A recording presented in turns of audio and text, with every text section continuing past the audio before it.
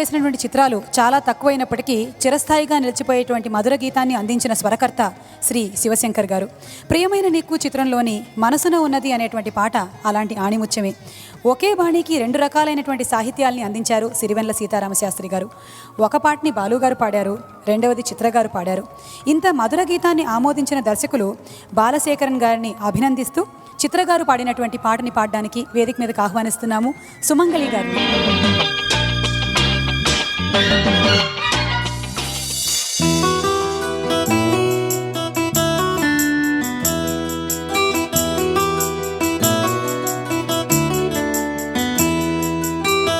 మనసున ఉన్నది చెప్పాలనున్నది మాటలు రావేయలా, మాటున ఉన్నది ఓ మంచి సంగతి బయటికి రాదేయలా. అతడిని చూస్తే రెప్పలు వాలిపోయి బిడియమ్మ వేదిలా,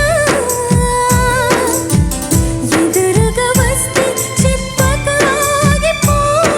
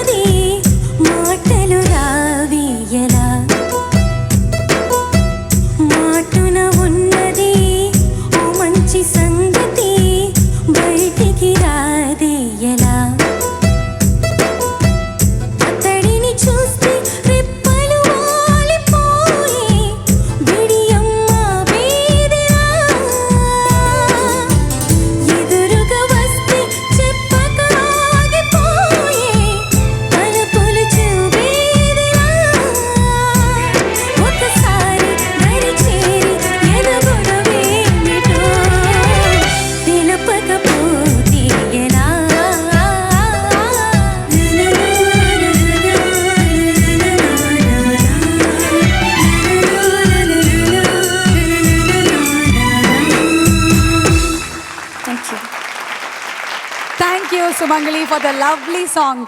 థ్యాంక్ యూ. చాలామంది అమ్మాయిలు ఈ సాంగ్ని పాడుతూ ఉంటారు, ఊహించుకుంటూ ఉంటారు. It's a fantastic beautiful melodious song. ఈ సాంగ్ గురించి బాలు గారు ఏదో చెప్పాలనుకుంటున్నారు అబౌట్ ద మ్యూజిక్ కంపోజర్. పాట గురించి నేను చెప్పక్కర్లేదు, పాట అద్భుతమైన పాట కంపోజిషన్. ఈ మ్యూజిక్ డైరెక్టర్ గురించి నేను చెప్పాలి. ఇక్కడ ఉన్న దర్శకులు చాలామంది మ్యూజిక్ డైరెక్టర్ సత్యం గారితో పనిచేశారు. గుర్తే ఉంటుంది, సత్యం గారి దగ్గర రాఘవయ్య అని డోలక్ వాయించేటటువంటి ఒక అతను ఉండేవాడు, అసిస్టెంట్, కంపోజింగ్ అసిస్టెంట్. ఆ రాఘవయ్య గారి అబ్బాయి ఈ శివశంకర్ అనే అబ్బాయి. ఫస్ట్ టైం నాకు అతను ఎవరో కూడా తెలియదు, ఈ పాటతోనే మొదలెట్టాను నా వర్షన్ పాడడం. అమేజింగ్ అన్నమాట. నేను ఆ పాట విని, ఆర్కెస్ట్రేషన్ విని చాలా పొంగిపోయాను. నువ్వు ఎక్కడున్నావా, ఎవరి దగ్గర నేర్చుకున్నావు, నువ్వు ఏంటి, నువ్వు ఎవరివి అంటే నేను రాఘవయ్య గారి అబ్బాయినండి అన్నాడు. ఎంత ఆనందం వేసిందంటే నాకు. Such fantastic composition. ఆ తర్వాత ఎక్కువ సినిమాలు అతను ఎందుకు చేయలేదో నాకైతే అర్థం కాలేదు. ఇందులో అన్ని పాటలు అంత బాగా చేశాడు. ఇదే వర్షన్ నేను పాడింది ఉంది, ఇంకొక పేతా సాంగ్ ఉంది, చాలా యునిక్గా ఉంటుందన్నమాట కంపోజిషన్. అతను ఒక పద్ధతిలో చేశాడు. వాళ్ళ నాన్నగారు మంచి డోలక్ ప్లేయర్, సత్యం గారి దగ్గర అసిస్టెంట్గా ఉండేవారు. అది గుర్తొచ్చింది నాకు. తర్వాత ఈ చిరంజీవి పుట్టక ముందు నుంచి వీళ్ళ నాన్నగారితో నాకు పరిచయం. వీళ్ళ నాన్నగారు he's from Sri Lanka, he's from Colombo. Doctor Ariyanayagam. నేను మొట్టమొదటిసారి కొలంబోకు వెళ్ళినప్పుడు నాకు పరిచయం ఆయన అక్కడ. తర్వాత ఇండియాకు వచ్చి అతను ఎంబీబీఎస్ చేశాడు. ఎంబీబీఎస్ చేసిన తర్వాత ఆ రోజుల్లో ఇంటర్మ్ చేయడం కోసం అని చెప్పి మా అన్న, నాకు అనుంగు మిత్రుడైనటువంటి డాక్టర్ సి ముద్దుకృష్ణారెడ్డి గారి దగ్గర అతన్ని జాయిన్ చేసింది నేనే. అండ్ స్టిల్ మా అనుబంధం అలా సాగుతోంది. ఇవన్నీ ఆలోచన ఎందుకు చెప్తున్నానంటే, I feel I'm ancient now. నేను చాలా ముసలివాడిని అని నాకు ఒక ఫీలింగ్ వస్తుంది అనమాట. లేకపోతే ఇన్ని జనరేషన్తో కలిసి పనిచేసే అవకాశం ఎవరికైనా వస్తుందా? ఇలాంటి దర్శకుల సమక్షంలో పాటలు పాడుతూ ఈ చిరంజీవుల గురించి కూడా పరిచయం చేసుకునే ఒక అవకాశం నేను బలవంతంగా దొరకపుచ్చుకున్నందుకు సంతోషపడుతున్నాను.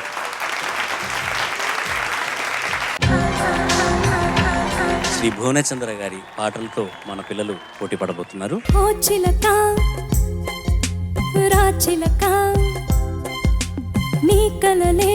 భువనచంద్ర గారికి చిలక అనే శబ్దం ఎందుకో చాలా ఇష్టం అని అనుకుంటాను. ఎందుకంటే చిలక అనే మకుటంతో చాలా పాటలు రాశారు ఆయన. నాకు చాలా చక్కటి స్నేహితులు, నాకన్నా సీనియరు. అందాల ఓ మేఘమా నా మాట మన్నించవే. ఎంత బాగా పాడావో చెప్పలేను. ఆ గమకాలన్నీ కూడా ఎంత అద్భుతంగా పలుకుతున్నాయో. కొంగు జారిపోయే వేళ కళ్ళు కొట్టకే. అదిరే కాలమే జీవితం, మేఘం తెల్ల కాగితం. భువనచంద్ర గారికి నాకు ఉన్న అనుబంధంలో ఏంటంటే, నన్ను ఏమండి అల్లుడు గారు అని పిలిచిన ఏకైక వ్యక్తి సినిమా ఇండస్ట్రీలో. కవితలని మాటలుగా కన్నులతో వ్రాసాను, మాటల్లో నింపుకున్నది నా ప్రాణాలయ్యో.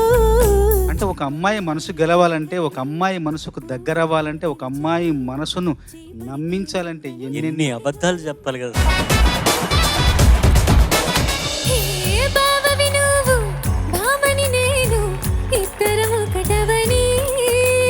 ప్రతి వాక్యం వెనకాల ఒక గమకంలాగా, ఒక సంగతి లాగా ఉంటుంది. అది ప్రతిది కూడా ఎంత అందంగా పలికావో, ఎంత అందంగా పాడావు. ఏ కొత్త కాక కిర్రెక్కిపోని, సన్నరైక విర్రెక్కిపోని. ఎంత బాగుందంటే ఈ పాట నీ గొంతులో చాలా బాగా రాణించింది. పడు చూడిని పుంజుకుపోయి. అందమైన పామలు, లేత మెరుపు తీగలు, ముట్టుకుంటే మాసిపోయే కన్నుల అందాలు అని నమ్మిన మానవతా మూర్తి, సాహితీ రంగానికి ఎన్నో సేవలు చేసిన ఒక గొప్ప భువనంలో చంద్రుడు పాటలు మనం ఈరోజు పాడుకుంటున్నాం. హే నువ్వేనా నా కల్లోకొచ్చింది, నా మనసంతా తెగ అల్లరి చేసింది. సంపత్ ఎరగదీసామ్మా. అయ్యో రామ ఈ పామ బలముతొస్తున్నదే, అయ్యో రామ అంతంతో నన్ను చంపేస్తున్నదే. గూవా గోరింకతో ఆడిందిలే బొమ్మలాట. బ్రైట్ గా పాడావు. బ్రైట్ గా పాడడం వల్ల పాటకి అందం వచ్చింది, ఎనర్జీ వచ్చింది. పువ్వులో మకరందము ముందే నీ కోసం. మనల్ని ఎవడరా ఆపేది? మనకు రావా గమకాలు? తీర్చుకో ఆదాహము, దాచి పెడతాను నా సర్వము. కండ పెట్టరో కన్ను కొట్టరో, ఓ ఏ ఏమి సలహాలు ఇచ్చి మోటివేట్ చేస్తున్నాం ఇంత అందంగా పాడడానికి వీలుగా?